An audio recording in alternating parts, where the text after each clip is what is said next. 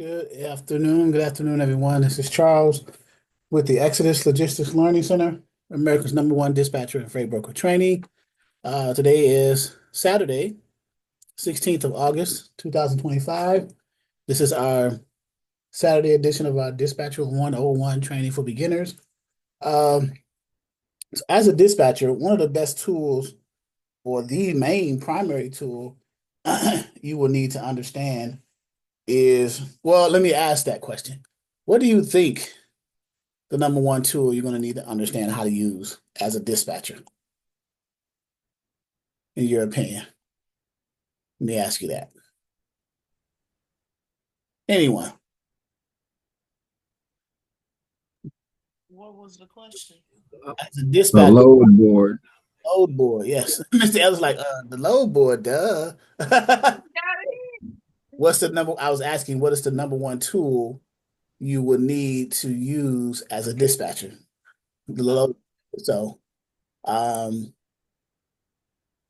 so, and I was looking at the load boards last night in the broker side, but I said, let me bring this up on the dispatcher side a little bit. There are some features in one of the load boards. Let me go to it, that I didn't even get a chance to look at like thoroughly yet, but I'm sure you guys have been navigating it and taking a look at it.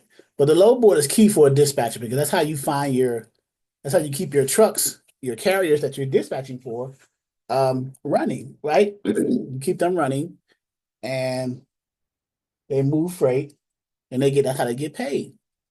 You build relationships with the brokers and the truck drivers, of course. So let's go to direct freight services. Okay. So look at the user experience of direct freight services load board, right? Just not even logging in yet, but just look at the experience. Find loads, get the rates, view today's rates, and things like spot market rates we're talking about now. Um, let's see if we can log in.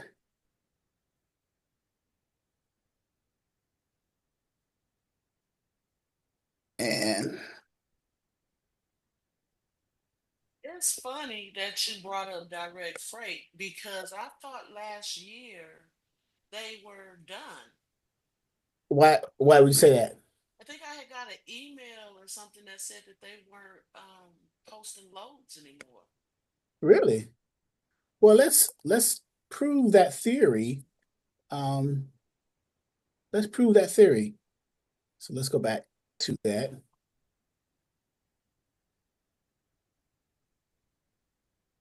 and see if that's the case, right? Who gave you that information? Was it posted in some kind of publication, or you may have heard it from someone else? It was a publication. Okay, so I'm logged in, right? According to the load board logins, according to so we got carrier, owner operators, find loads, shippers, brokers, find truck, load maps. So for you guys, I would want you, because this is my account, so it's in my name. So don't post any trucks, right? The only purpose that you guys should be using the load boards for is to find the loads and call the brokers on those loads to book those loads for your carriers, right? So under carrier, owner operators, find loads and load maps are the two options there that you can navigate. Of course, don't post a truck and view my trucks because it's not your account. That's all I'm saying, right? So under services, you got the freight rate tool, profit calculator, calculate mileage. We could do find drivers. So I haven't even had a chance to navigate some of these features. Fuel price data. We're gonna go through some of these things and see how advantageous it would be for new dispatchers to utilize them. But let's start with the carriers, owner operators one first. Let's go to load maps first before we do find loads. Okay. So here's a load map, what we call a hot map or hot market, where things are located, right? Current available loads map. You guys see that? Right? You guys see it? Yes. So, Yes. so right now it's all freight or all equipment types. I'm sorry, all equipment types. You can get specific if you got a flatbed, you click flat and it'll give you the map, the hot markets. And if you look at the legend, obviously the darker red it is, the worse the load locations are. The more green it is, the better it is, right? You can, it's not a hot market if it's down in the red, right? So, um, vans, reefer, power only, step decks, box truck, cargo vans, and a hot shot. So, typically, new dispatchers, you guys are going to be starting out with, well, it's suggested that you're going to be starting out with dry vans, flatbeds, and reefers because those are the easier ones for you to find the loads for, right? It just makes sense, right? They're out there the most. You can find the loads for them the easier, so on and so forth. So, um, so if you scroll down here, let me go out here and scroll down. Now you can look them up by the states. So you got each state and province because Alberta is a province in Canada, right? Like British Columbia and things like that, right? Manitoba, Windsor, Ontario, things like that. Those are provinces. So these are based off of states and um, provinces. So outbound loads. What are outbound loads? It says it in the name, but I just want to make sure everybody understands that. Loads that's leaving that area, that's going Loads out. are, loads that are going out, right? Then we got a heat map, 100%. Now I selected, it's 100%, but I selected the equipment type of van. So if I select flatbed, let's see if it changes anything down here in the area now, and it does. So you see what happens? So it changes. So depending on the equipment type, you can tell what loads are hot enough. So let's stick with van because van is pretty popular, right? Irregardless of the area of the country. We'll say dry van. Okay. And then so apparently there's some dry vans. There's two outbound loads coming out of Alberta in Canada, right? But the other regular states, there are no outbound loads right now in Alaska, obviously, because there's nothing up there. But um, just showing you how to read this, right? Inbound. So you got loads that are leaving out of shippers that are located in the outbound states or the states that are outbound. Inbound loads are loads that are coming in. So if you're looking for a backhaul to an area that your carrier is trying to get to, check the heat map and see if there's something available, right? The outbound rates, they're going out at a certain rate. The inbound rates are coming in at a certain rate. So you can kind of do a price comparison or a rate comparison, right? Outbound trucks, inbound trucks. So you would check that against this heat map, okay? Just to give you a heads up. Now, Vancia, we're saying about find loads. So let's go to find loads under the carriers/owner operators. So let's pretend we're looking for a load. So let's do a nice area of the country, somewhere in the Midwest. I don't want to send notifications to myself, so I'm going to say no thanks. Let's say Columbus, Ohio. You start to type in Columbus, Ohio, it's going to come up with every city, every state that has a city called Columbus, and the first one is Ohio. I'm going to select Columbus, Ohio. Radius, I'll keep it 100 miles. What's another word for radius? Deadhead. Exactly. Deadhead. What does that mean? That means how far empty your driver is willing to drive in miles from their current location or their 20 to a particular pickup location. In this case, we put the origin as Columbus, Ohio.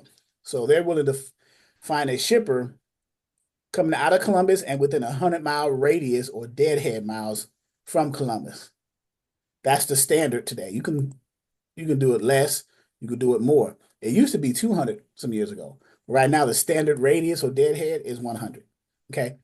I'm going to leave destination blank because I want to see all the loads that are coming out of Ohio going anywhere so I can kind of compare. Okay. Trailer type. Here are our options. Van, flatbed, reefers, low boy, high shot, hopper bottom. all these different trailer types. Pneumatic trailers and hopper bottoms are pretty much the same. Land dump trailers, landalls, those are pretty much the same. That's getting into the feed and the grain kind of market. Um, Cargo vans, box trucks. But remember, you guys are new dispatchers. We were saying, let's go with the easier one, right? So let's say, and you can select multiple equipment types. Dry van. If you notice, the first three are the most popular ones: dry van, flatbed, and reefer, right? So you select those. But what if you just had a specific niche? What if you just wanted to keep it in that specific market? Either you just select that one equipment type. Let's say dry van, or let's say flatbed, or let's say reefer. But let's select all three. I'm going to increase the number, three different equipment types. And we're going to say done. The load size, we can say a full truckload. We'll say all.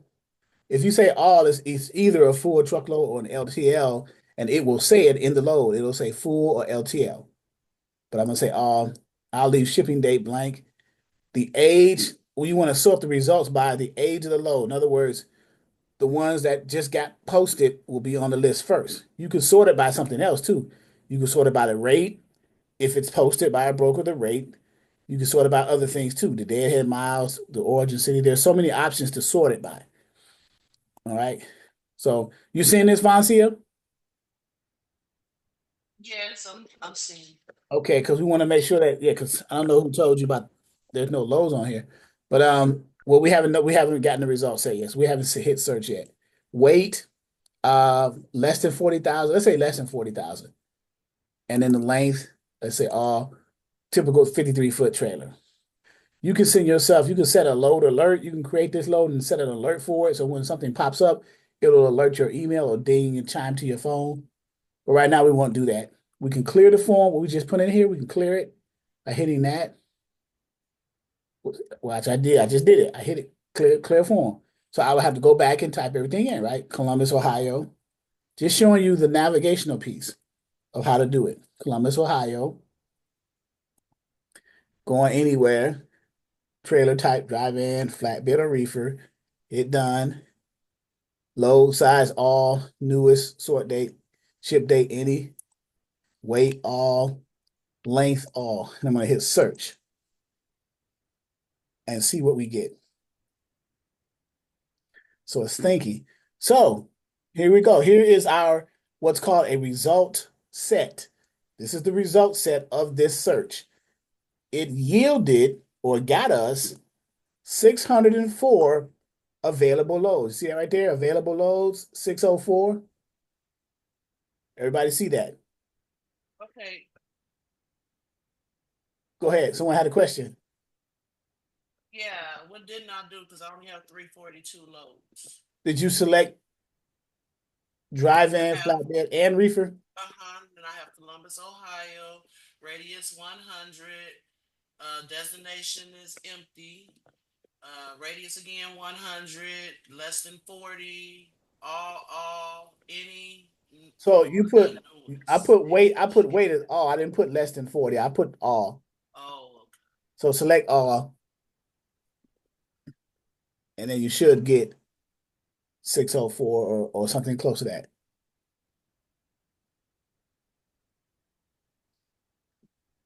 So now we're here. And look at all this data in the result set of the load search for direct freight services load board. Wait, can I Right? say something? Yes. I just want to point out to the new people real fast that when you booking loads, you want to be really quick because just that fast, if you refresh your screen, it went from 604 to 595. Right, because loads are being booked in real time. This is a real-time load board. So loads are being booked in real time. Now, if you want to know that, just check this box that says play sound alerts. If I check that, every time something happens, it's going to ding, ding. But that becomes annoying, right? So I'm going to uncheck it. It'll drive me crazy. Every time a load gets booked, and it's not by me, but by other people, it's going to chime that alert, right? So, could everybody hear me? I got my volume up. Mr. Ellis says he couldn't hear me. Is your volume up on your phone or computer, Mr. Ellis?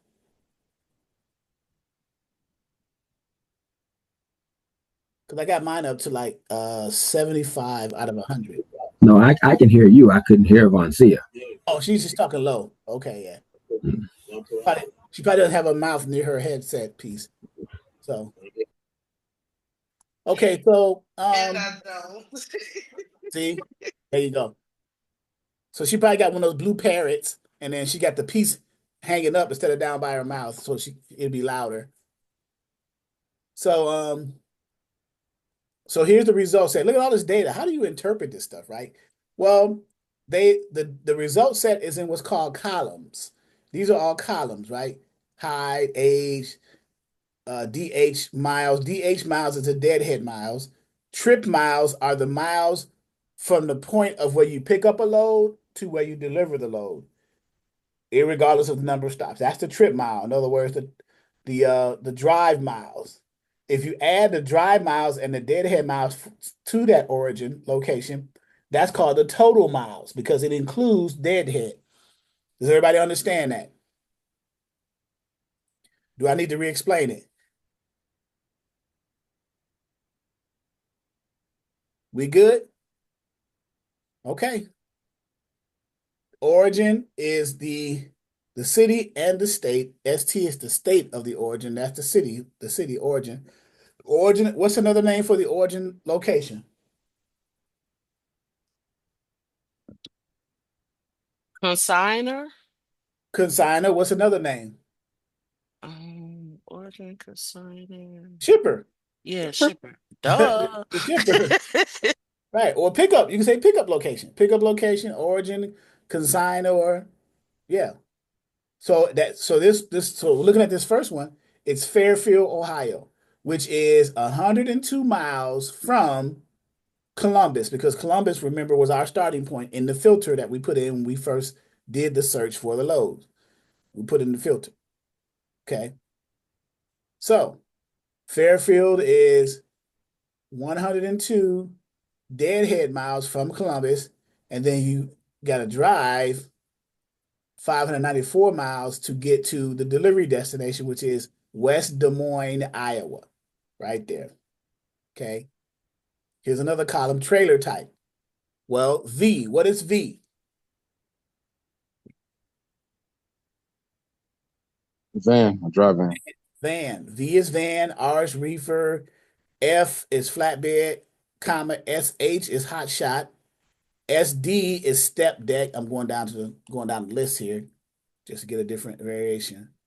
Even though we checked only dry van, flatbed, and reefer, it's giving us different variations of the flatbed when it says hot shot and step deck. Those are different variations of a flatbed trailer.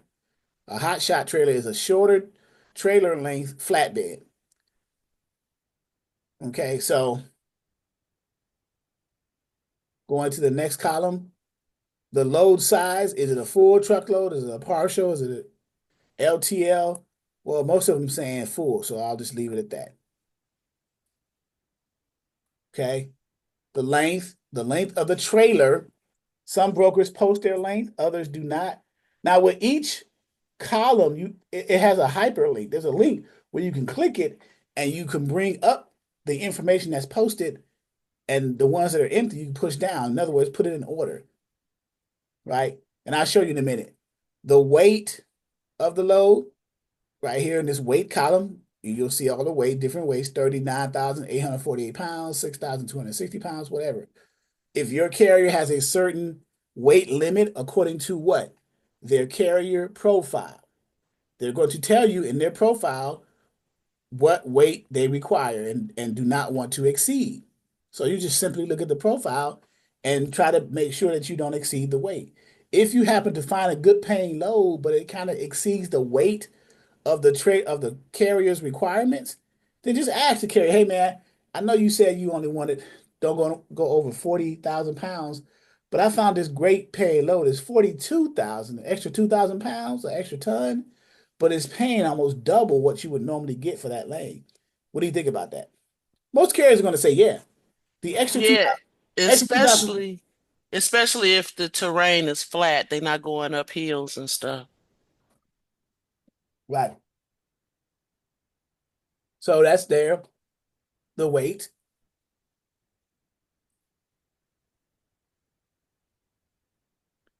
It says, what are you asking, Mr. Ellis? IOs.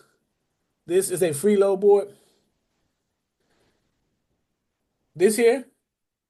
This is part of our the subscription of this training. You get access to this in the back office. Right. But I'm just saying, but like but it's still a free subscription though, too, right? They'll give you a free subscription, but they won't. What they'll do is they won't allow you to book the load under the free subscription. They'll you can book it under the paid subscription. You can see Okay. loads, but you won't be able to contact the brokers, which is weird to me.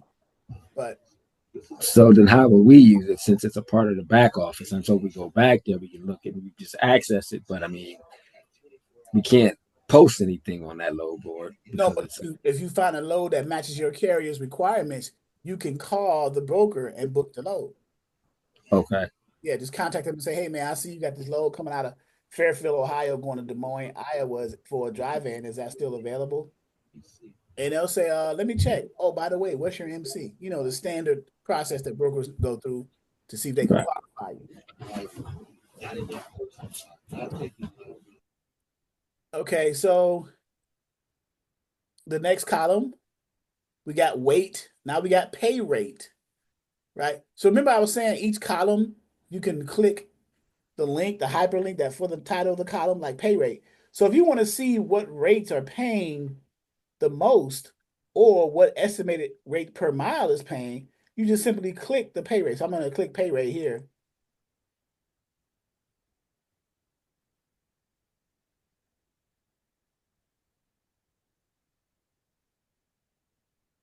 There we go. They just added a new load to it. It just got refreshed. I'm going to hit pay rate. And now it should move all the rates that are posted to the top. And that's what it did. I'm going to scroll back down.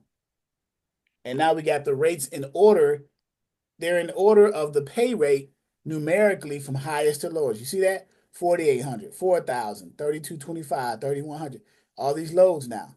So now, as a dispatcher, you can kind of cherry pick a little bit to see how advantageous to you a high paying load is depending on where it's going. Like, right, for example, this first one, Jackson, Ohio, going to Portland, Oregon. That's a long trek. That's 2,400 miles, 2,477. It's paying 4,800. It's only paying $1.94 a mile, right? Here's one right here paying $4.02 a mile. It's picking up in Hamilton, Ohio, which is 105 miles from Columbus, and going to Essex, Vermont. That's for a reefer. Okay.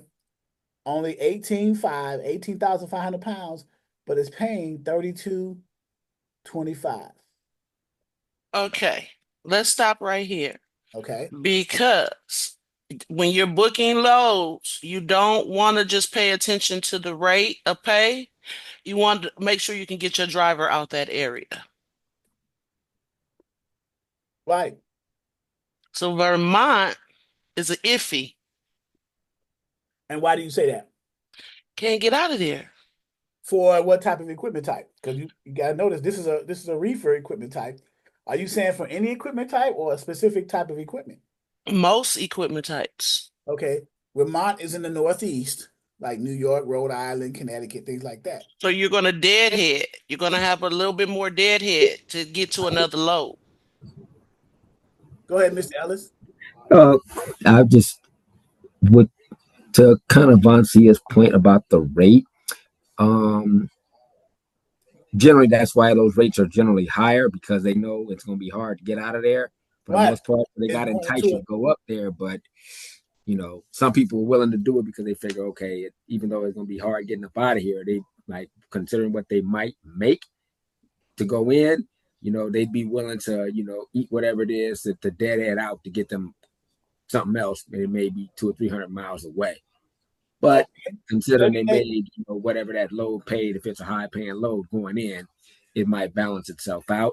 So that's something to look at and to consider. Like when you can see these high rates like this, for the most part, always consider the area that it's going into. Correct.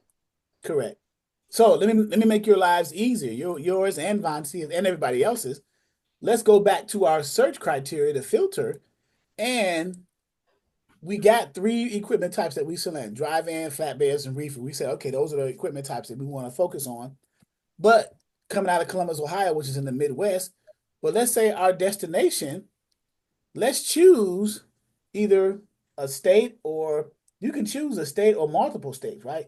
So let's choose a state to go into that you can have a higher probability of getting something coming out of there. Like a state in the Midwest, let's say Ohio, right? The entire state. And look, the cursor is blinking. That means you can select something else. Let's say Michigan. Boom. So knowing that now, you can drill down more specifically and get a load out of Columbus going to other areas that you know that you can get something coming out of there for a flatbed, for a reefer, or for a drive-in. You know the Midwest region is the #1 region because of high volume of inbound and outbound freight. Well, I just selected 2 states in the Midwest that I know I can get a load coming out of there once I leave Columbus and go to Michigan or find another a delivery in Ohio for a van, a flatbed, or a reefer. Let's select some southeastern states. Let's say Georgia. That's in the southeast. Okay, boom. You can select multiple states on this load board, right? So now you ain't got to worry about going to a place that you're going to be scared of trying to get something out of there, right? So let's select another southeastern. I was going to say Florida, but I'm not going to say Florida. Let's say South Carolina. Okay, that's in the southeast. So we selected 2 states in the Midwest, 2 states in the southeast, and then let's select one, the main one in the southwest, which is Texas. Texas. So now we got 5 states that I have a load search for my carrier for a flatbed, reefer, or dry van coming out of a Midwest state, which is Ohio, and going to popular states that has a high volume of inbound and outbound freight. Now, does that help? Yes. Because it Yeah. takes a guessing game out of it. Yeah. Because Because the only way I would send a driver to Vermont is if they lived up that way. and they're trying to get home, yeah. Mm-hmm. But this makes it easier now. So let's hit search again and see what our options are. It's thinking, thinking, thinking. So now it's Okay. 163 loads. Well, remember, you only need 1. Now, also, too, with this search criteria, what if your carrier tells you the states that they like to go into and out of? Then you could just simply put those on the load board. Amy just asked, how would I know if it's hard for a carrier to get out of that area? Someone answer that question for Amy.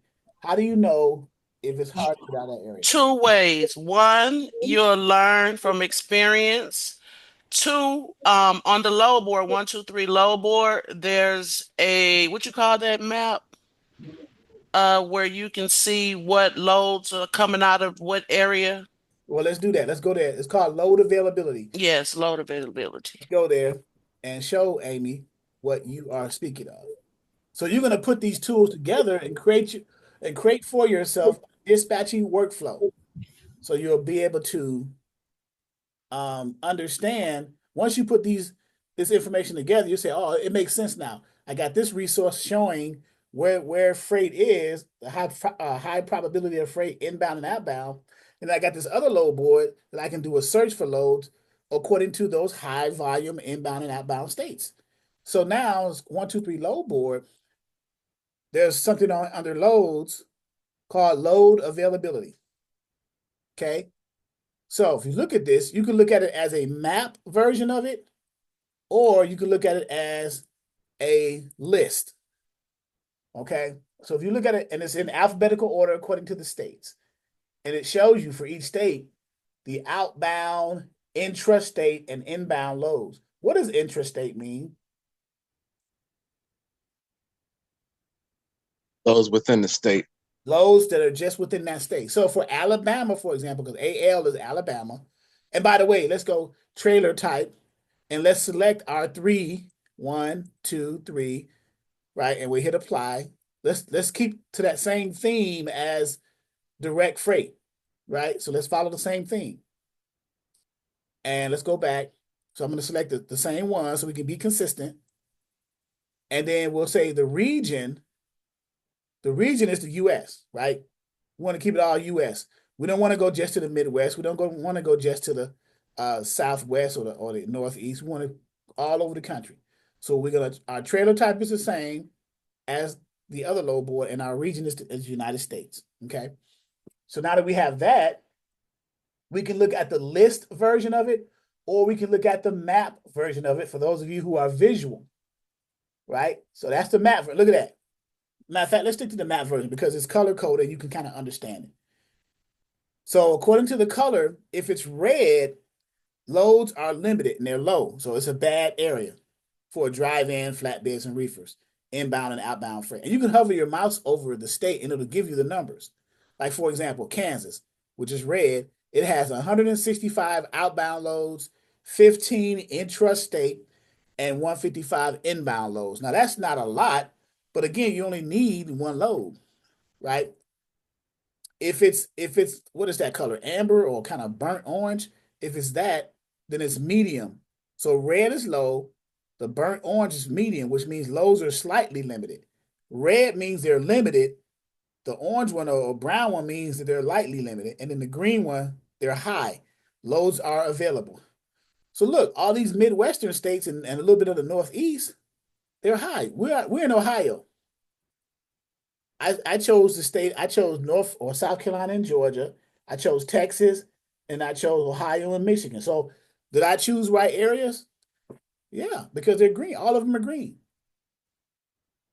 So you can take this resource and then compare it to this resource to get some loads, or you can simply just stay with this resource. And let's say you want to just find some inbound and outbound loads in Columbus. We're in Ohio, so let's click Ohio. Click Ohio, and it's going to give you the information for Ohio, the inbound and outbound loads right here. They're found 797 loads. Results may vary, right? So I'm going to click the rate. Right now, we're looking at the outbound of those loads coming out of Ohio. Intrastate, you click that, you're looking at intrastate, which means going from Ohio to Ohio, inner cities, between the cities in Ohio, the state of Ohio. And then inbound, loads that are coming into Ohio from all points elsewhere. Okay, those are inbound loads coming in. But when you first started, you want outbound loads. You want to get your carrier out of Ohio. You're in Columbus, you want something going out. Okay. So now I'm going to click the rate to push up the higher numbers to the top. And now that's what just happened. So right here, by the way, too, the difference between rate and the rate check, rate is what the broker is paying to the truck. In this case, Custom Pro Logistics. Rate check is what the spot market rate are on average pays. So this particular broker is paying more than the average. You see that? 4,200 is more than 3,968. Not a lot more, but more nonetheless. You get it? You guys following that? Yes. Okay. So let's say if you want to get very specific and just choose one equipment type. Let's say a drive-in. Let's say your first carrier had a drive-in. So I'm going to take away reefer. I'm going to take away flatbed. And I'm going to redo this search. And I'm going to keep those same states, though, that's going into out of. So let's see what it says here once it refreshes. So there's 105 loads coming out of for a drive-in coming out of Columbus, Ohio, going to any of these destination states. Ohio, Michigan, which is in the Midwest, Georgia, South Carolina, which is in the Southeast, and then Texas, which is in the Southwest. Those are still popular states because according to 123 Loadboards, load availability, they have a high volume of inbound and outbound freight. So you can mix the two together. Let's go to this one and change the equipment to the trailer type to just van and see what we get. We still got the map, right? Either the density list or the map itself. You can look at the states, scroll down the states and look at the load availability for those states, or you can go with the map version and get an overall visual, which is probably easier. You can just simply look at the state and be like, oh yeah, these are the green ones I'm going to send my carrier to in the green state. So he's based in Columbus, Ohio. I can send him to Michigan, Illinois, Kentucky, Tennessee. I can send him down to Georgia, Virginia, North Carolina. I can send him over to Texas. You guys following that?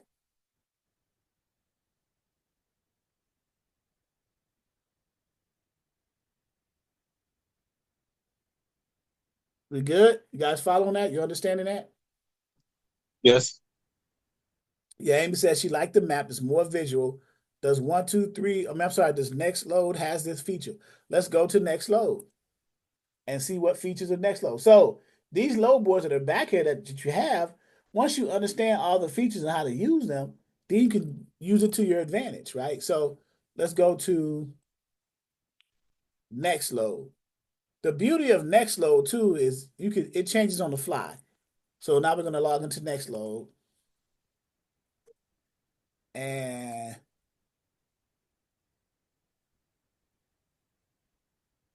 make sure I got the right one. There we go. All right. So now we're in next load. So what was our criteria again? We were saying the origin was what? Columbus, Ohio. So start typing in, it'll auto-populate the city. Our radius is not 150. We're going to say 100, deadhead. And then now for destination, oh, by the way, let me X this out. When you first log into Nextload and you see the dashboard, it says, and this is in real time, right now it's found 6,663 loads. And I haven't put anything in yet. Let me drop this down as more search options so you can see that as well. Okay. So 6,663 loads. If I put the certain equipment type, let's say we're dealing with dry vans. So dry van. Watch what happens to the 6,663. It changes to 2,595. I just put in the search filter just the equipment type. I didn't put an origin, I didn't put a destination, I didn't put weight or anything like that. What it's saying is there are 2,595 dry van loads out here going wherever they're going. It doesn't matter. But there of the dry van loads, of all the loads out here, it is 2,595 specifically for a dry van that requires a dry van to haul that freight. And I didn't do anything else. Now let's see what happens to 2,595 when I put an origin, a shipper city, Columbus, Ohio. Columbus, Ohio. 191. So 2,595 went to 191. So so the more you put in your search filters, the less load is going to drill down. It gets more specific, right? I'm going to change the radius to 100 and see if it changes anything.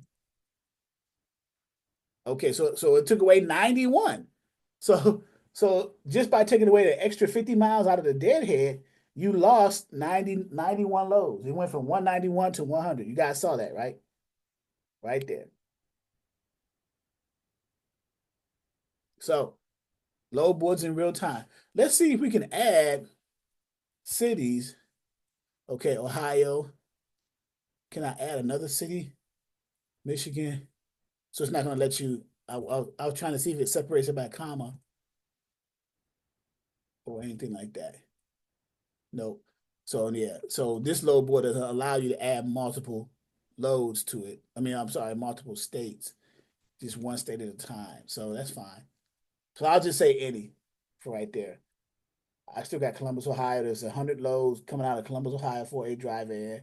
Let's say I'll weight 40,000 pounds or less. So I'm sorry, I just want to say zero. This one's zero or any to 40,000 pounds. That's how you do that one.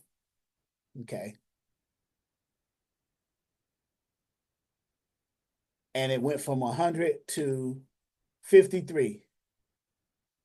See that?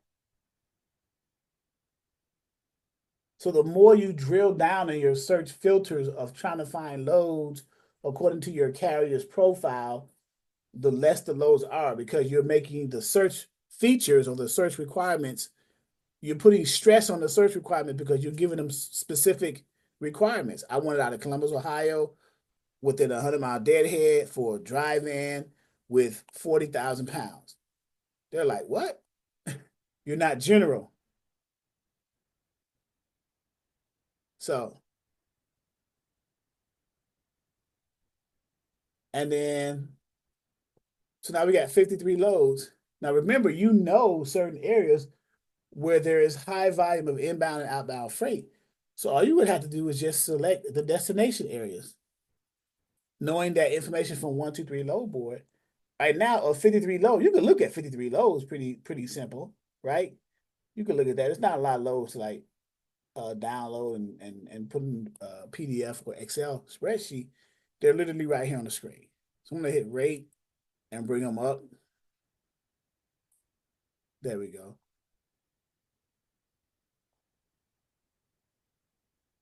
So Columbus, Ohio to Cambridge, Ohio, that's only 89-mile distance.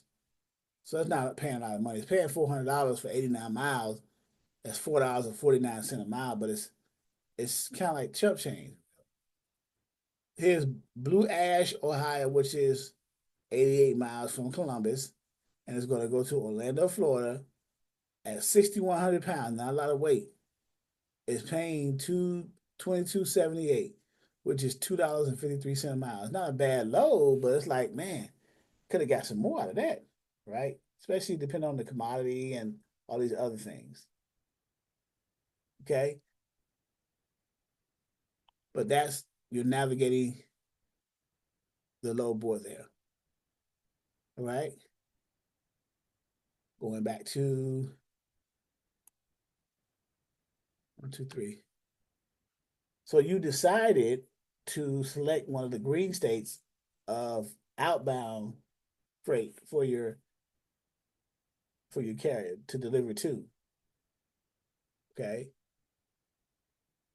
You send them out of Columbus, Ohio.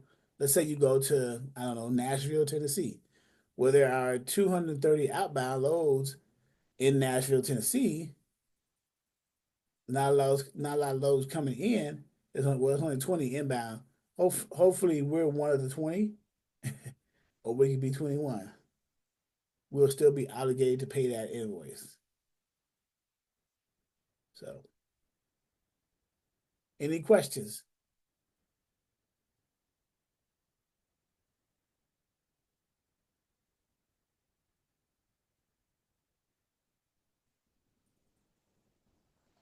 No questions? Comment. Go ahead, comment.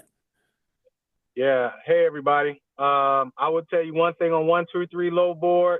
What has been saving me a lot of headache is that market rate. That right there helps a lot. Right. So, yeah. what Mr. Douglas is speaking of, because I use this to do quotes for the shipper that I work with every week for 3PL, so they can get the best market rate and then choose the cheapest 3PL's rates to tender that load to. So with market rates, what you do is you go here and you enter in your requirements. So we said a drive-in coming out of Columbus, Ohio, and then we said going, I'm going to say anywhere, right? If you got it going to a specific location, but I got it going anywhere. Right. So the market rate, you would have to definitely have the lanes. You can't get a market rate unless you have a lane created. So we'll put a city in Virginia. We'll say Columbus, Ohio to Norfolk, Virginia. Because there has to be two sides to that in order to come up with this rate. Right? So here's the rate. This is the carrier spot market rate and recommended rate, which includes fuel surcharge. Let me explain what that means. So what a spot market rate is, and this is the average number. If you go down to rate analysis, which is a little bit below right here, you're going to see the average is that 1581. The low end is 1326 and the high end is 1851. So that's a heck of a range, right? So, but the carrier spot rate is what the broker pays to the truck. If the broker also provides support, a little cash flow to help with mitigate fuel costs, they will pay that as well. She said she'll pay me back. I wasn't gonna take it, but you know, so but this is the spot market rate. So if you're looking for a load for your carrier and you see other brokers posting it for this amount, you can go under that just a little bit just to win the load. It's $2.83 a mile, but let's say you market for $16.25. Well, that's 19, that's 16, that's $45 difference. Okay.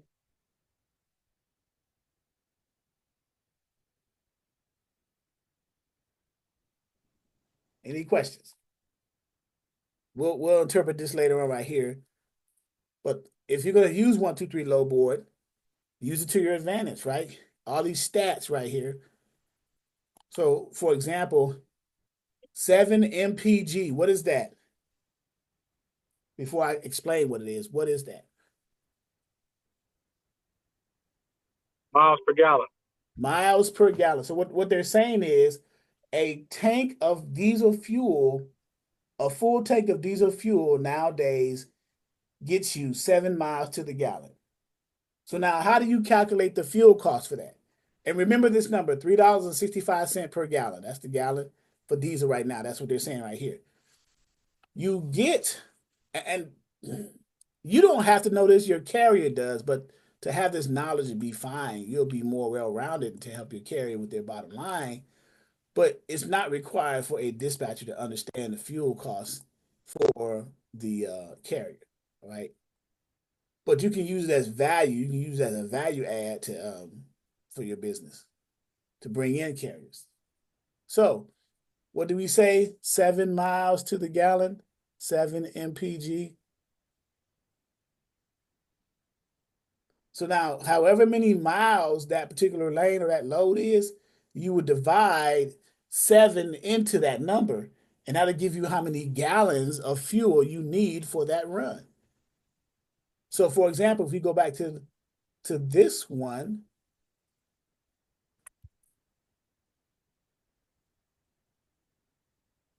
lost that one for a second. Okay.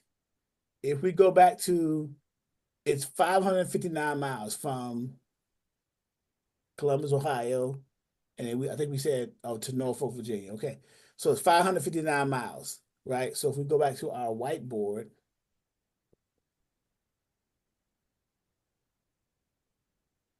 500, what's 559 miles divided by 7 miles per gallon? So the miles are going to cancel out, and the only thing you're going to have left are the gallons. So what is 559 divided? Rounded is $80. Oh, I'm doing on my end too. 559 divided by 7 equals 79.85. So 79.86. Or if you want to round up to the nearest whole number, you can just say 80. Right? So that's what we'll do, round to 80. We'll say 80. So it's 80, and what unit of measurement? It's 80 gallons. Because remember, you got miles divided by miles per gallon. So the miles are going to cancel out, and the only thing that's left is gallons. You see that? So now you got 80 gallons that you need of diesel fuel in this particular example to run that Columbus to Norfolk lane. What was the price per gallon? It was what, $3.59? I think it was. $3.59. So you would simply take $3.59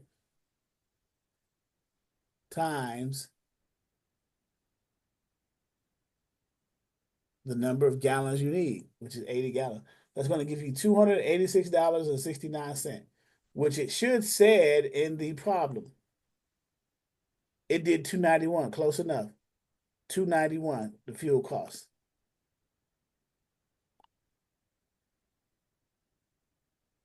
So that's how the mile calculator is calculated. You take the miles, you take the gallons or miles per gallon divided by the miles. That'll give you the number of gallons. And then multiply that gallons times the current diesel price of the day. In this case, it was $3.65 for the diesel. Okay.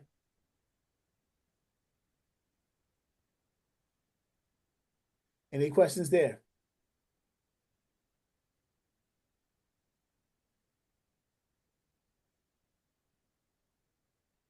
I want to say that it is this is something that comes in handy for the dispatcher when booking loads, because you have to have this knowledge when when a carrier doesn't want to take that load. They think it's not enough money and you're trying to get them out of an area. You can use this knowledge to convince him to take this load to get somewhere. That's Yep. true. Yep. You have something to say, Mr. Douglas? No, I was just agreeing. Another good trick is when you got the market rate up, always have that next load up. So like that direct freight load board, that next load board, and then have the 1, 2, 3 load board with the market rate. That way you can also determine if you're getting lowballed or not, because these brokers post these loads on multiple load boards. Correct. One of the things I found last week, let's say, for example, with that load you found that was like $1,500 by the carrier spot rate. Right. Let's say that you look on a different load board with the same broker who put it on there for $1,200. So they just shorted us $300 by the carrier spot rate. But you wouldn't be able to know that unless you had that market rate analysis for that lane. Now you know where your negotiating power is, because the broker don't know that you got that information or where you got it from. So now you could be like, hey, I see you posted this load for $1,200. Is it still available? Yeah. Right. Yeah, well, hey, I appreciate that, but I got a truck that's empty that can pick up that load right now for $1,500. Uh-oh. What do you You think? know? What do you think that broker's going to do? He's You know, gonna he's say going it's firm because he's trying to he's keep gonna money in his pocket.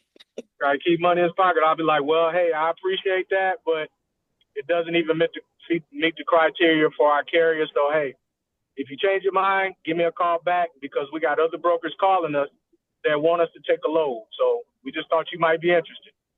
Knowing daggone well, I probably ain't got no other brokers on there, but they don't know that. Right. You know what I mean? Then guess what?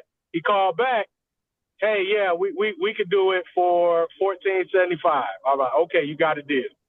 You know, so you can push, because a lot of what I'm hearing right now from last week, even this week, is they're saying the customer or the shipper doesn't want to give anymore. I'm like, well, I'm not talking to the shipper.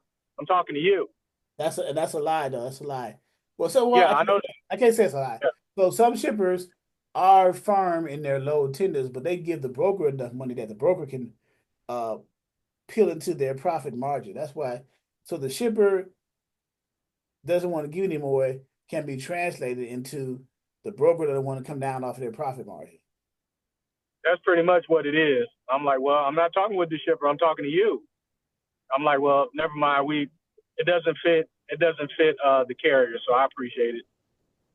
Now, there are situations where you will have to take these loads that's low ball, depending on what area and the aging of your driver. If you have a new driver, you may have to take a low ball load. If you're in Florida, you may have to take a low ball load. Yeah. The drivers we got, they've been driving for about 5 years, so they're firm on what they're gonna take and what they're not gonna take.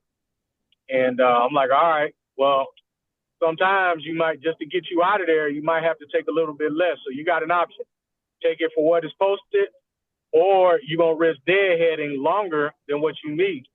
So using that market rate analysis, it'll help them when you were talking about fuel consumption.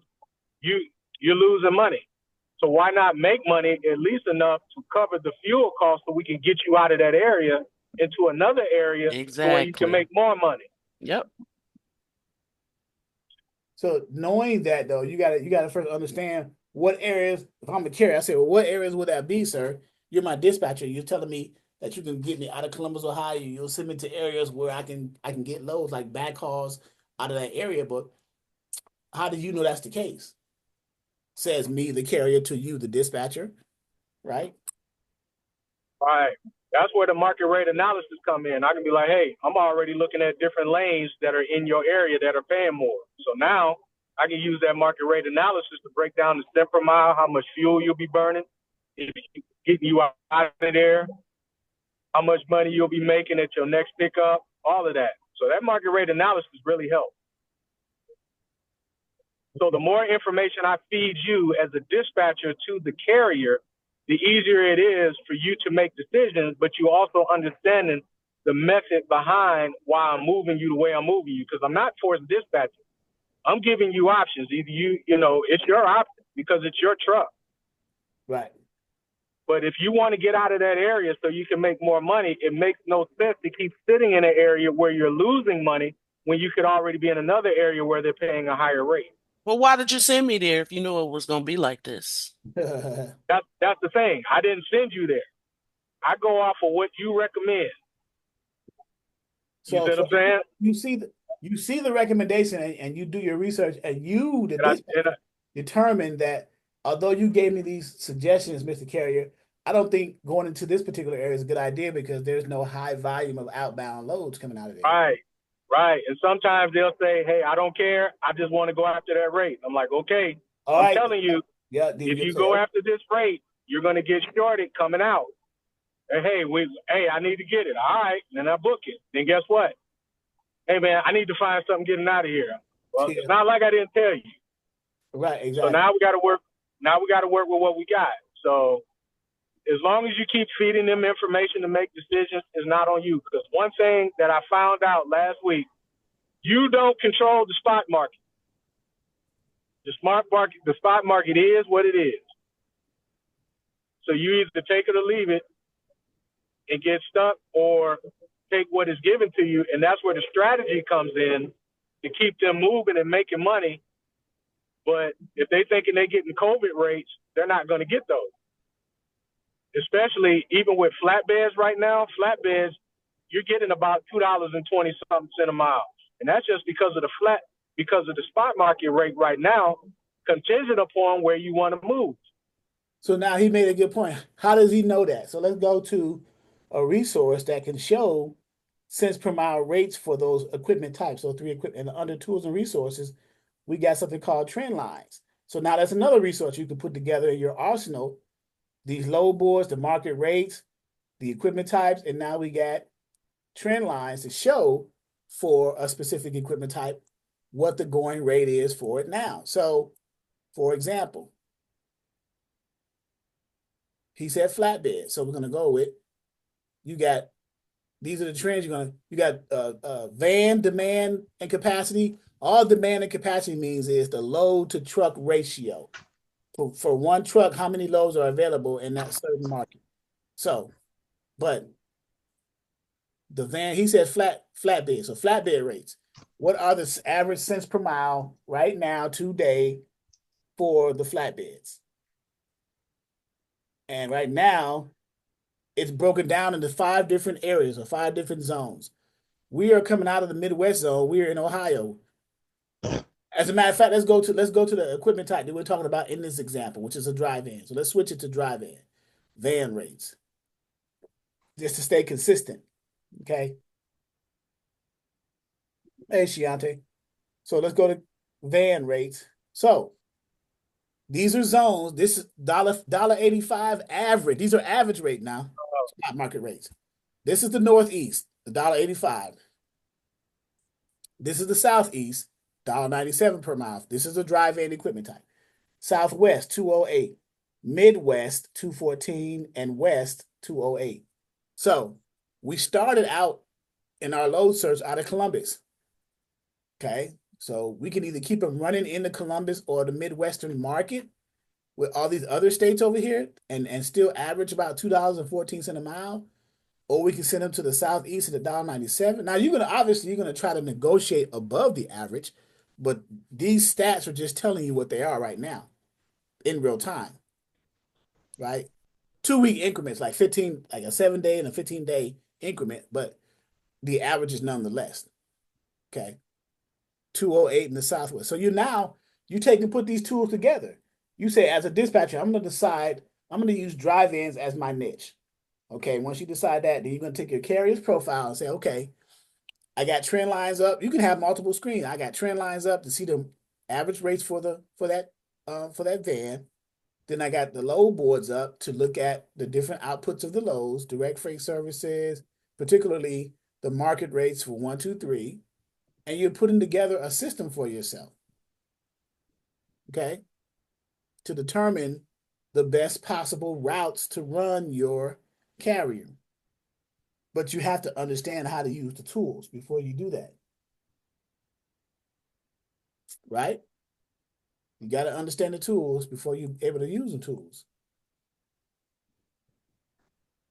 Can we let Amy just asked, can we let the broker know that we are looking at the market rates when we're negotiating? No, you don't. They have a sense, but they know the market rates. They're the one who sets them, and the customers. But you wouldn't tell them that. You want to be ambiguous in their eyes as knowing what the market rates are. You just use that as leverage. You use your knowledge of knowing the market rates as leverage when it comes to the brokers. Don't tell them, hey man, according to the spot market rate, you're supposed to be paying this truck this amount. Why are you trying to lowball this customer by this carrier by taking money off it? But the spot market says is this, you're giving them less than that, like a 50 cent per mile difference, less. So yeah, but you never let the broker know that you know it. You just exercise your negotiating skills by asking for more money that ends up close as possible to your average numbers so that you can be within a reasonable rate for your carrier. But sharing that with the broker is not a good idea. Okay? Okay, it makes sense. Okay, cool. Any other questions?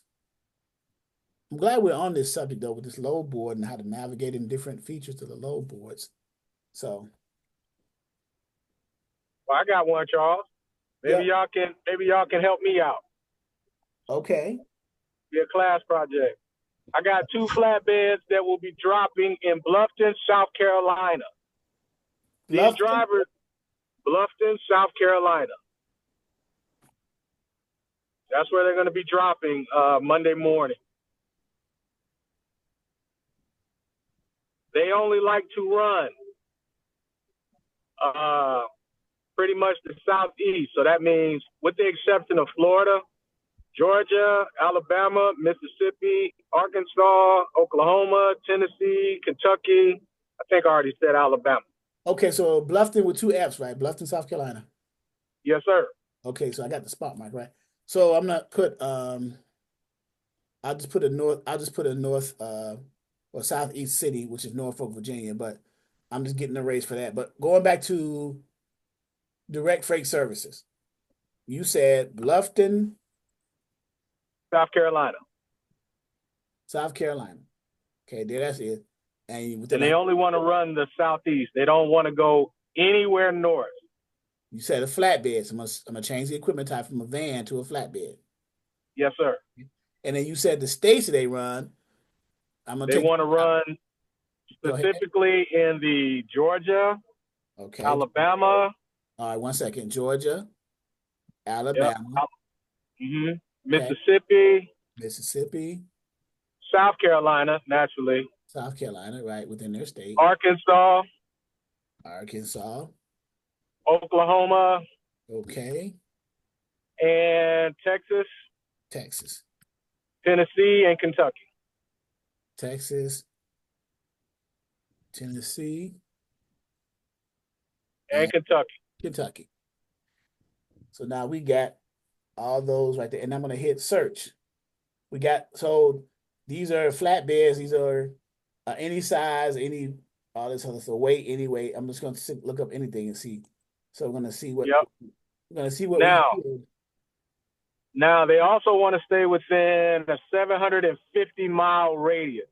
That way they're able to, take a day, the day they pick up a load, they can get halfway there, rest, reset their hours so they could drop off first thing and then pick up one for the very next day. You know what I'm saying? They just got, the drop and pick up chain. Got you. So I got 67 available loads right now for that criteria. Bluffton, South Carolina, going to for a flatbed, going to all of these 3, 6, 9 different states. And it's usually along the southeast, usually Georgia, South Carolina, and then somewhere in the southwest, Right. Mississippi, Arkansas. Right. Because the kicker is they like to be home by Saturday. That's the kicker. Okay, home by Saturday, got it. So right now here's a good baseline right here for a load, 67 of them. And now you can just decide, because it doesn't matter where they're going, because you chose the state that they want to go into anyway. You chose all 7 of those states, right? Georgia, South Carolina, Texas, Mississippi, Alabama, Arkansas, and then the other 3, 6, not 7, Oklahoma, Tennessee, Kentucky. So Refresh your screen because I have 74 loads. Okay.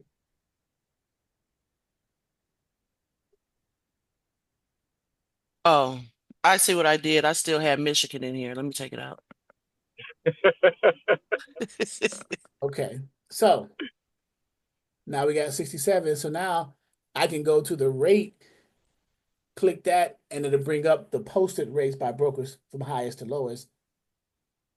And that's what it did. So I'm going to scroll back down. So now this is what we have. And where it's going. So I'm just looking at the first one as an example. Huger, South Carolina, which is 114 miles deadhead from our origin location, and it's going to Houston, Texas. It's a 1,101 mile trip. Or it'll be 1,115 if you include the deadhead to it. But yeah. So that's a 2-day trip. Right. Definitely. He doesn't want that, right? Nope. He wants to stay within 750 miles. Here's one, Savannah to Nashville. That's 456 miles. It's 26 miles deadhead. So in other words, Garden City, Georgia is not that far from the origin city that you started with, Bluffton, South Carolina. Yep. So that's a 26-mile day, and then it's going to Knoxville, Tennessee, which is 417 total miles. Yep. It's a flatbed or step deck. It's full, 48 feet, 48,000 pounds, and it's paying only $1,000. That's not bad. That's not a good option for him. That's a good option for him. I have one Savannah to Nashville for 1,200. You probably negotiated it up. I ain't did nothing but hit refresh. Oh, you put on the low board. Now check this out. Now, yeah, it's right here. It's right here. Yeah. Now take that same route and put it in the market rate analysis on 123 load board. Tell me what we get. Right, Savannah to Nashville. Yeah. For a flatbed. Okay. So that's what I'm gonna try to get out of that one. And that's at $2.68 per mile. So that's above the spot market. Above the trend line rate. Savannah, Georgia to Nashville, Tennessee. Okay. So that's what I should be getting. Okay. 14. And okay. When you call the broker, they got it posted for like $1,200, $1,250. You see what I'm saying? Yeah. So that's what I've been running into last week, and that's how I've been negotiating using that market rate, just like that. There you go. So that's how. So run me through your negotiation. How do you negotiate that 1,200 up to that 14? Okay. Now I'd be like, all right, hey Charles, this is Douglas Lapsley Freight Dispatcher, and I see you got a load posted from Savannah, Georgia to where did we say? Knoxville, Tennessee? Nashville, Tennessee, yeah. Okay, to Knoxville, Tennessee. Is that load still available? Yes, Yes. it is. Okay. And by All the way, right. what's your MC? Let me check you out, see if you All right. My MC is 1, 2, 3, 4, 5, 6, 7, 8. got you. So the reason I'm doing that because you guys need to who haven't experienced this need to hear the dialogue between the broker and the dispatcher or the broker and the carrier. The broker's going to always ask to see the MC or for the MC to see and verify if that carrier is already established in that brokerage or not. Right. Gotcha. And so you said that the load is, hey, I have a flatbed truck that's empty and is in your area, only 26 miles away from you, that can pick that load up. But I see you got it posted for $1,200. Can we get $1,350 out of that? 1350. I'm not sure. $1,350 is doable for that area, sir, because, come on now, Mr. Charles, we know you're only 26 miles away from you. So by the time Wait you a find minute, somebody else, Douglas. He ain't even hey, said nothing yet. he said, no, when he said, that's when I got in. That's when I Okay. got in. I'm like, hey, Mr. Charles, he's 26 miles away from you. He could go ahead and pick that up right now for $1,350. And Douglas, he's making sense by saying it like that because I am close. I'm probably the closest capacity that he has right now. I'm the closest truck available, and I'm 26 miles away. So I'll probably get there. All intents and purposes, I'll probably be the first one to get there. If he had multiple 3PLs or multiple I'm not 3PLs, multiple carriers he was looking at to get that load, I'm Right, probably the closest one to get there, 26 miles away. right, right. So Now, Mr. Charles, I can leverage that to try to get more money. right. So can we do that for $1,350, Mr. Charles? Let me put you on hold. I gotta check something out real quick. That's what they'll do because now they're stuck. They always gonna put you on hold. So you're typically talking to a broker agent, not the actual broker. So he'll probably reach over his cubicle and say, "Hey man, I got this dispatcher on with the carrier who has a load coming out of the one that's interested in our load. He's only 26 miles away." And the boss said, "Well, how much is that load?" You know how distant he talked. He probably in his office somewhere. What is that load? What is that load again? What's the amount? Blah, blah, blah. And then he'll tell them, well, according to our stats, it's we normally pay about 14 to that, but I'm trying to get a higher profit margin, so I posted it for 1,200. So when they post it for 1,200, they usually have wiggle room too. The brokers, they'll have wiggle room and negotiation room too. So their target rate, so the shipper may have paid them 2,000 for that load. They might have tendered it for 2,000. The broker's target rate may be 1,550 or whatever it is, right? And then their maximum payout, how much they want to come off of their profit margin, the most they may pay out, let's say, it might be 1,850, so another extra $300. But if they can keep you at that 1,200 or something below that, then they're going to have a maximum profit margin. You see? So you have the shipper pay. You have let me go to the whiteboard so you can see that part. I'm sorry. I think we got disconnected. That's fine. So we're going to get it for $1,350, Mr. Charles? Yeah, let me get with my guy and see what's going on, what they're saying. They're telling me, hang on 1 second, they're checking some stats real quick. I believe they are going to do it for you, sir. So right here in the let me show you what the broker sees or what their logic is behind it. Let me erase this real quick. And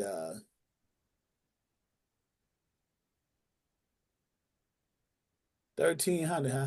What about 1,250? No. You do it for 1,250? No, we got to do at least 13, Mr. Charles. That's as low as I could go. So the shipper pays on the tender.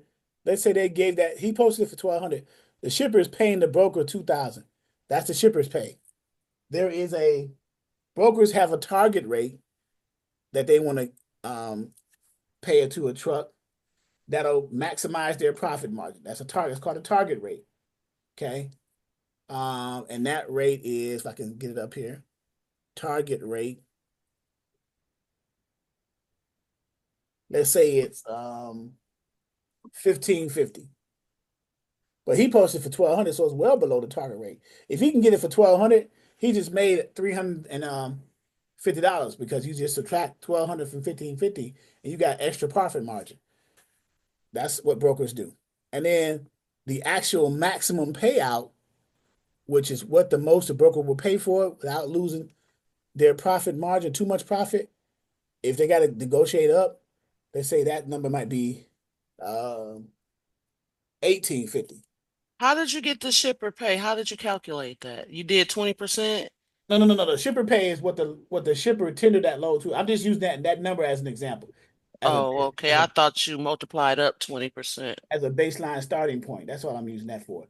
The shipper may have originally tendered this load to that broker or to me, the broker, for 2000.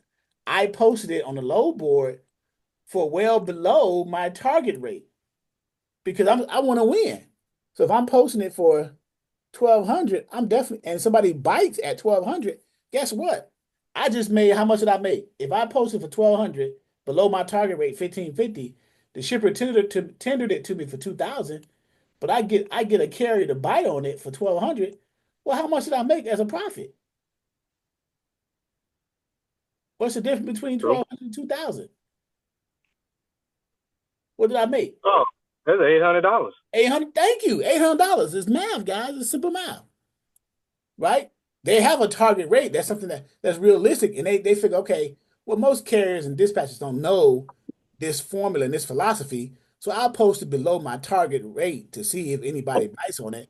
And then if a carrier says, well, okay, well, I don't want to do 1200. Can you do 1350? I can still do 1350 and still be below my target rate. So I could have gave it to Douglas. You said 1350, right? 1350, sir. Yep. So if I give it, even if I give it to you at 1350, it's still below my target rate. 13. So if I give it to you for 1350 and the shipper paid me 2000 for it, I just made 650 profit as opposed to 800 profit. Because now it's the difference between 1350 and 2000. So now as a percentage, what is the percentage? So from 1550 divided by 2000, that should give you a decimal number. That's the percentage, right, of what the broker is trying to get out of that tender.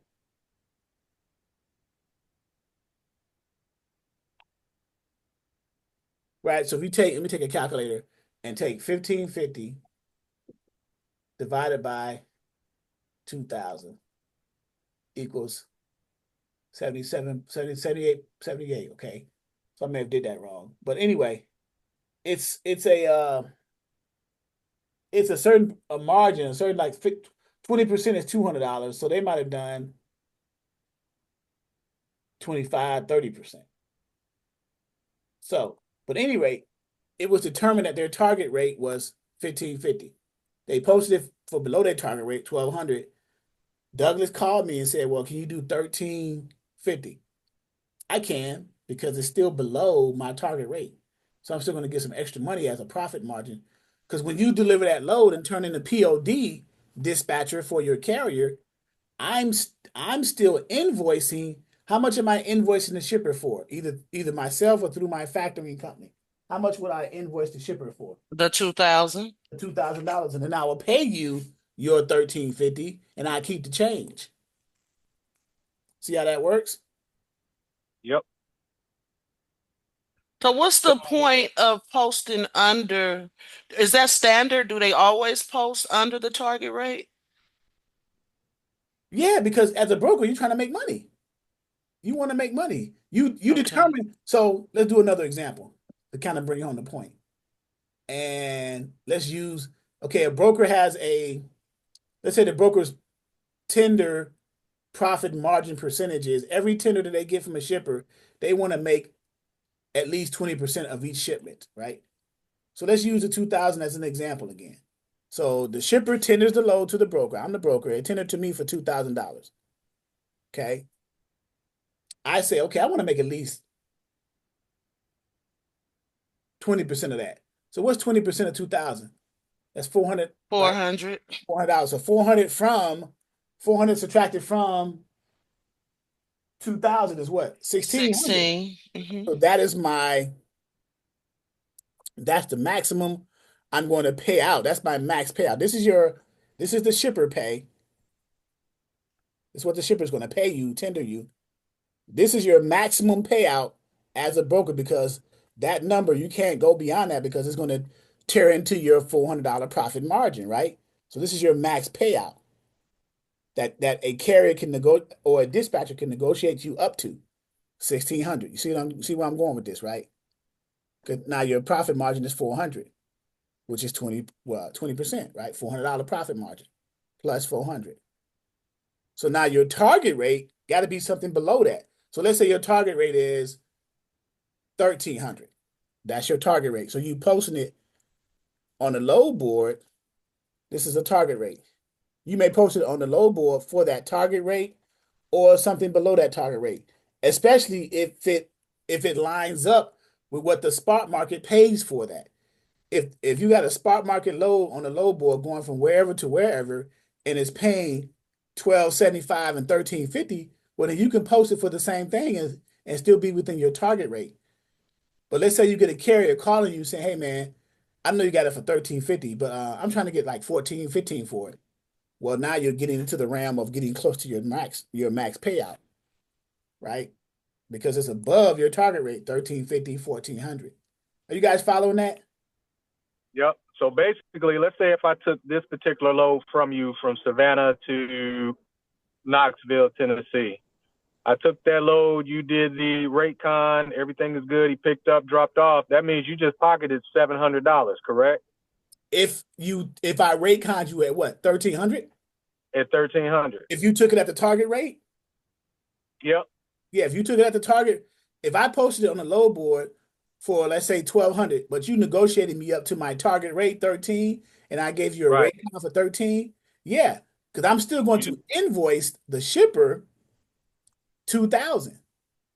Right. That's what the shipper tendered me the load for, and then I'm going to pay you 1,300 once you give me the POD, proof of delivery, and I invoice. Right. And then 700 is left. So I just made 700. So I made an extra $300 off of that because 3 and 4 is 7. So my profit margin, Yep. you see what I'm saying? So now you made an extra $700.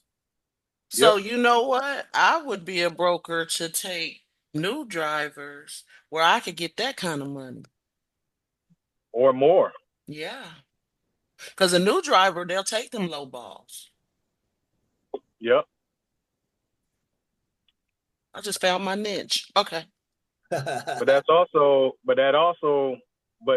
pro and the con of that is for seasoned carriers, it undercuts them because they know that the broker knows that they could just give it to a new jack driver who will take it and they can keep their profit margin. But the only drawback is they got the risk of it dealing with a new driver, which can affect their surety bond. Correct. And also too, okay. they brokers know that seasoned carriers understand spot market rates. So if you try to put a load on a load board that's well below the average spot market rate, let's say you may have a target rate that's 1,300 and you're trying to maximize your profit margin, but carriers know that lane pays, let's say 1,450 or 1,500, which is close to your max payout.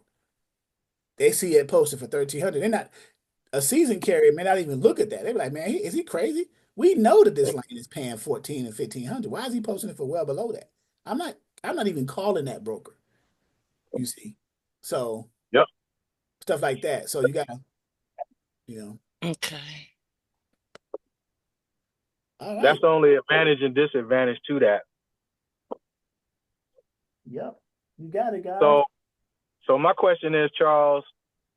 So this breakdown that you just did here is great. When it comes to negotiating, whatever's posted on the load board, how do we calculate probably what the shipper pay and the max payment was prior to it being on the load board to strengthen our negotiation as you can't. Dispatch, you will never know that. You will never know you the can't. number.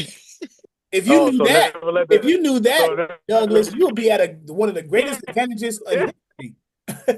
If you knew what the shipper and broker is doing between amongst themselves, you don't know that because you know why? Because carriers don't even know.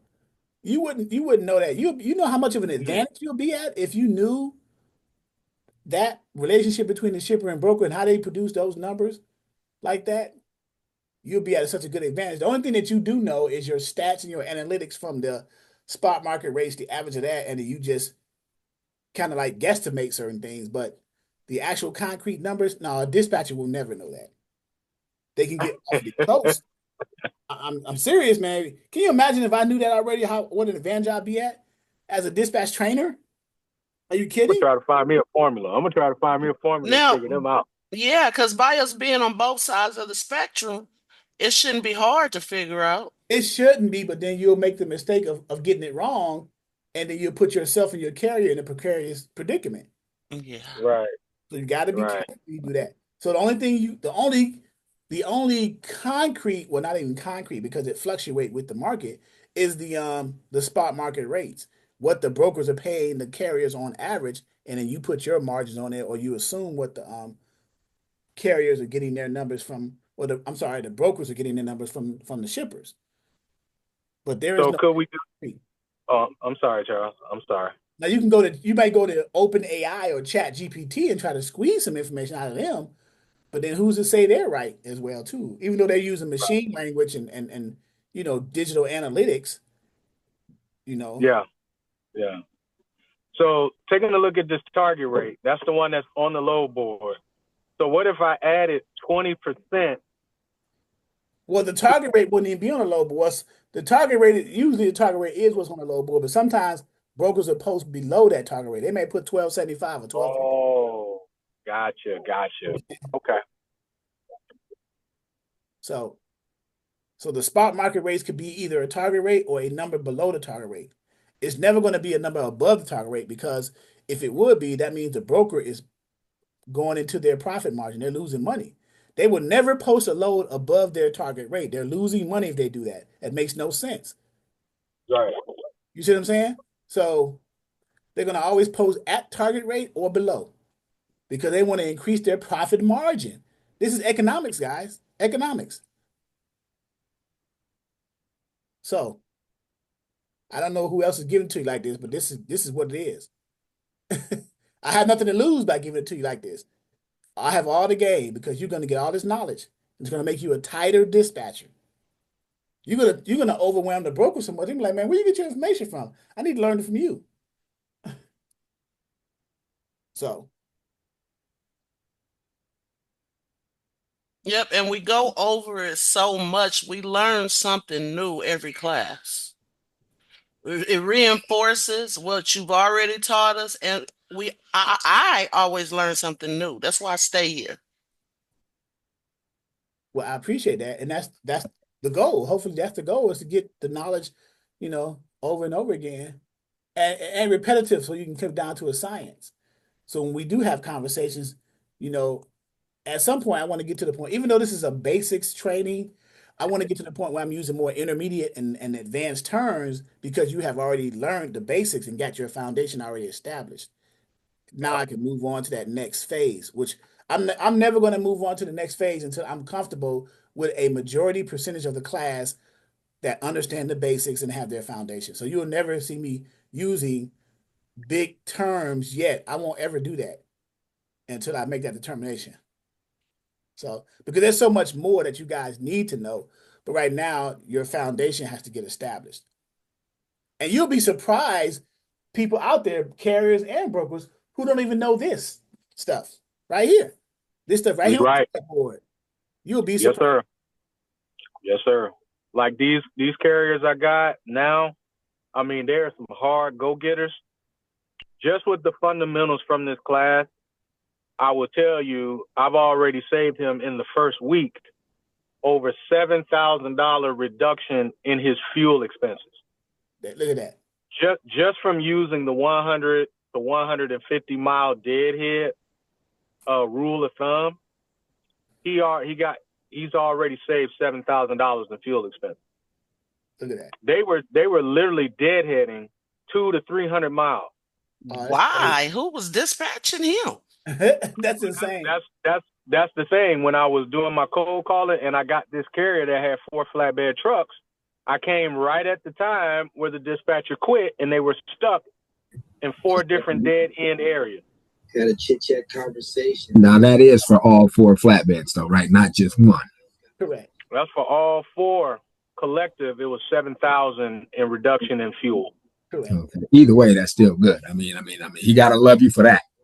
Right. So basically, by If not, hiring me something's wrong on, with him. right, you save $7,000 by hiring me on, and you're only paying me 8%. So it's a win-win for you as a small carrier. So don't be surprised when you all continue to sell your services. You might end up falling in that exact same scenario where they got more than one truck and they want your services now. Be prepared for that. So I have a question. Speaking of that, Charles, I punked out. I ain't gonna lie, I punked out. Where Charles go? Okay.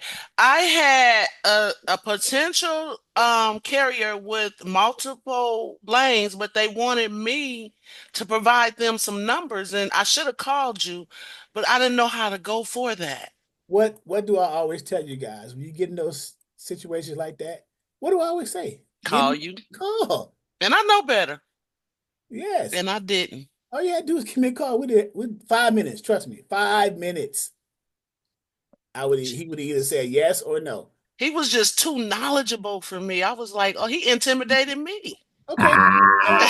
The first thing you can fall for. I would have broke that down. Trust me.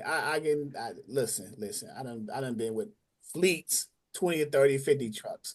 I done been with small carriers, small fleets, 3 to 5 trucks. The concept is the same. It's just larger number of carriers. You got to manage more trucks. And you got systems that do that, either through automation or manual. So, I mean, yeah. Go ahead, Mr. Ellis. Okay, but in that situation, to Vancia's point, so in a situation like that, because that was a heat of the moment thing that she was dealing with, and it can happen to anybody, so it ain't no harm, no foul. Right.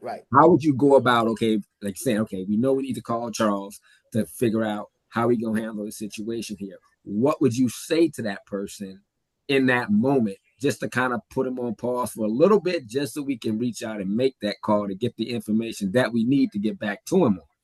Give you Because 24 again, hours. otherwise you get, like you said, because you get caught in that moment sometimes, and that can happen. Anybody can freeze any time. You can be the best of the best, but sometimes you get caught off guard. Give me to the close of business today or sometime tomorrow, whatever is convenient for you, to get back with you with some information about how we can better manage your fleet and your trucking company. And then they'll either say, I close business today or tomorrow, and then you use that time to get a hold of me, and then I'll go ahead and get on the phone with them or instruct you how to do that. Yeah, Right. because I should have called you because I'm so mad at myself. And I 'Cause have the knowledge, but I just couldn't pull on it. Right. So somebody's going to ask a question about automations you have used. So the one Loadboards have automation integrated into them, but also TMS systems, spreadsheets like QuickBooks Online. Those are automations, and then you have API type software that you can install and integrate into your Loadboards, into your TMS system that can help you with those processes. Right. It's just in transportation you're only using certain things. Where either warehouse management systems, TMS systems, transportation management systems, or Loadboards or QuickBooks to manage your day-to-day and your operations and your finances. So those are pretty much it. You just got to master how to use that and then create yourself SOPs and workflows. So I would have those types of conversations with them. I'll say, look, it's going to take us, I'll tell that guy or that girl, whoever the company is, I'll say it's going to take us about a couple, 2 or 3 meetings for me to get your requirements and your statement of work so I can go ahead and formulate SOPs and solutions for your company and see how you want to run based on your equipment type, your capacity, and your availability. And then we'll go from there. So, yep, standard operating procedure, SOPs, standard operating procedures, or processes too, that works. But standard operating procedures, basically your day-to-day steps, itemized steps, workflows. Yeah. What does your day-to-day consist of? I'll break the ice with that conversation. You know, how many trucks do Right. you have in your fleet? Well, we got 25, 30 trucks. Okay. What does your day-to-day consist of? Do all those trucks run in the same lane? Are you running them to different regions of the country? Do you got them strategically placed to direct customers? Yeah.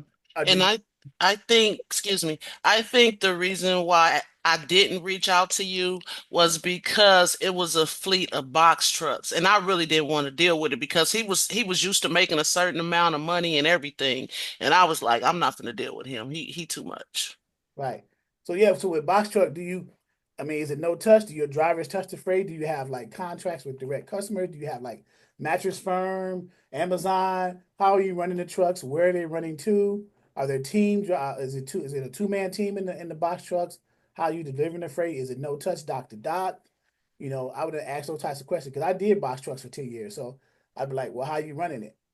You know? Are you contracted? Are you chasing freight on the load boards? Are you using Selectus? Are you using My Virtual Fleet? Well, those were fine. What I had an issue with, he wanted my numbers. He wanted me to basically put together a proposal. And as he should, because if you called him or he called you, he's looking apparently for something better. He was referred to me from my factoring company, and I messed up.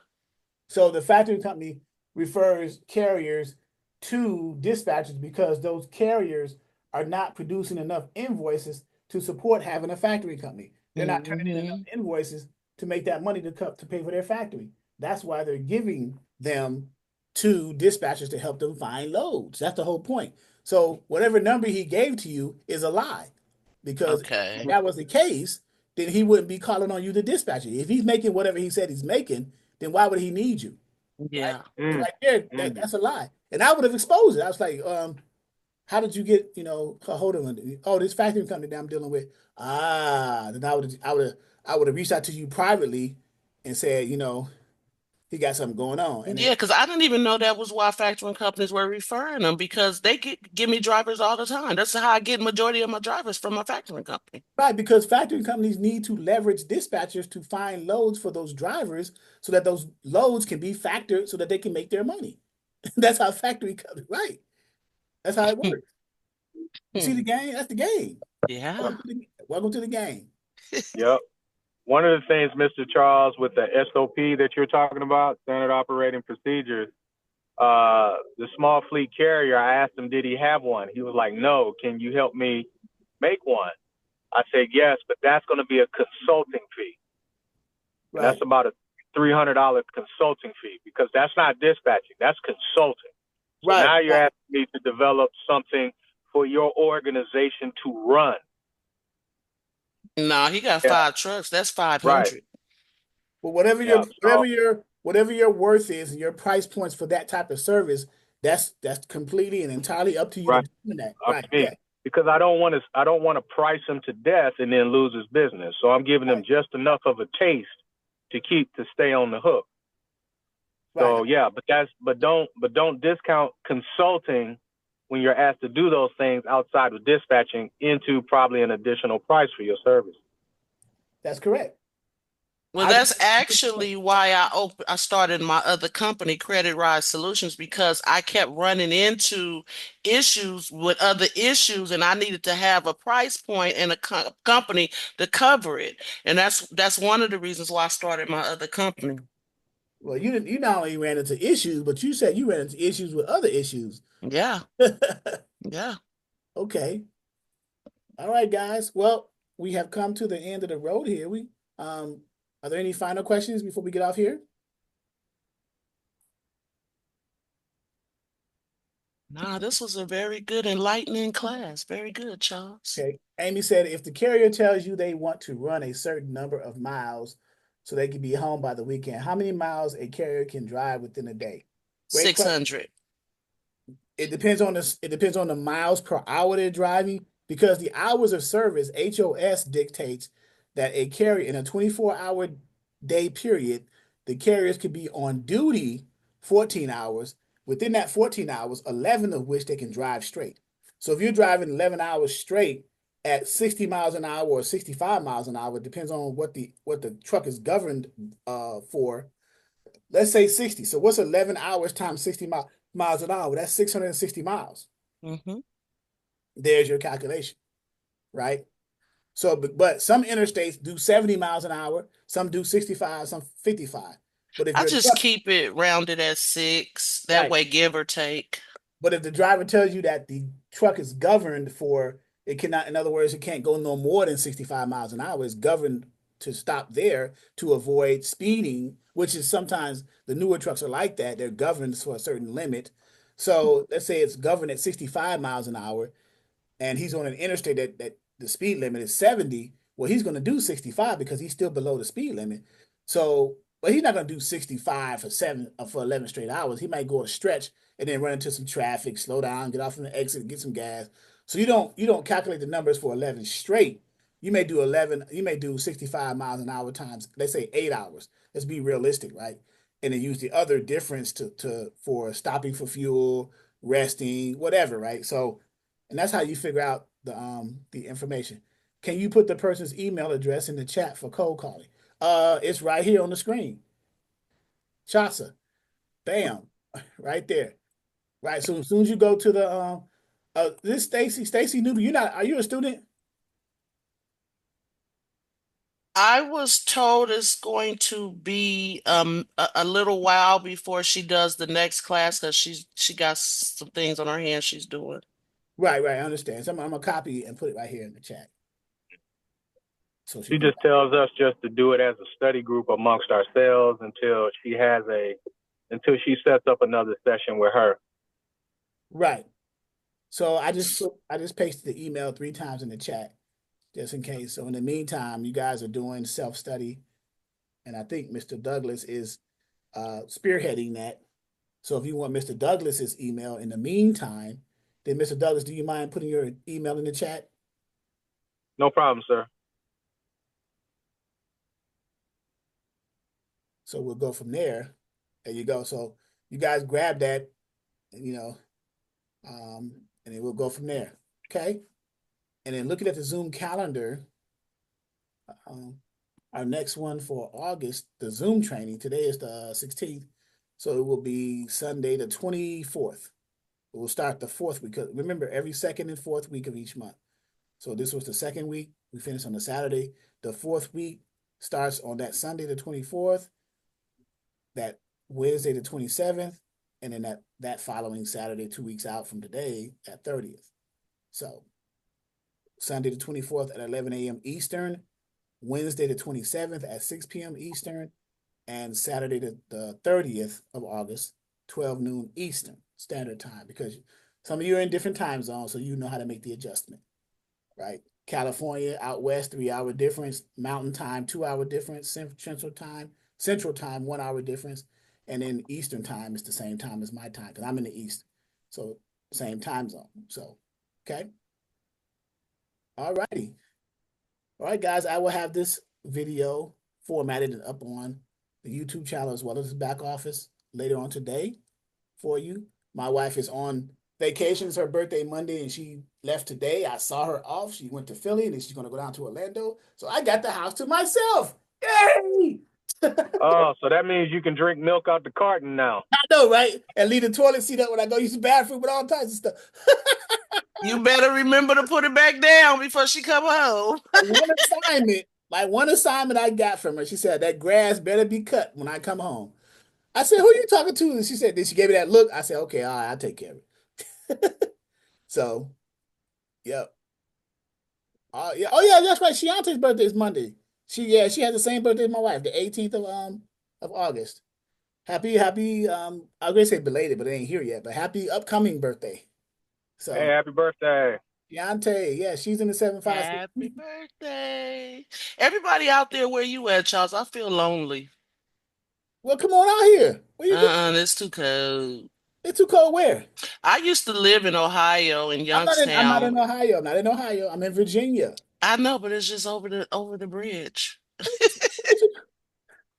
I used to live in Youngstown. I used out there with the mob. Okay, the mob. Yeah, I used to live in Youngstown and Pearl, Pennsylvania, and I was working in corporate then. Them 4 o'clock mornings scraping them car windows ain't fun. No, I'm in Virginia right now. Where it's like, what is it? Like 90 right now, 85 over here. So Go down to the ocean front, look at the ocean, or See, that's what I want. That's what I miss about California, but you can't pay me to move back to California. yeah. Well, I mean, I can just go. We got a pool in the back. I just go to the pool. I got to clean the pool, by the way. But yeah, so yeah, yeah. I mean, I don't so know. We might have to do something. You still have your storefront or you gave it away? You no, gave I it got up. everything. The Exodus Logistics Learning Center. Yeah. Got the car wash. We have it's just a lot of projects going on. Got the warehouse going on. It's just so much coming my direction. But the Exodus Logistics Learning Center, I want to keep it, but the lease is coming up on its 3 year, and my wife does not want me to renew it. But I said, well, let me start a GoFundMe and try to get some help on that side. Yeah. But we'll see. But okay, guys, I will see you Sunday the 24th, I think it was. And All right. all right, happy birthday, Shiante. Thank you so much. Thank y'all so much. All right, guys, take care. All right. Have a good one.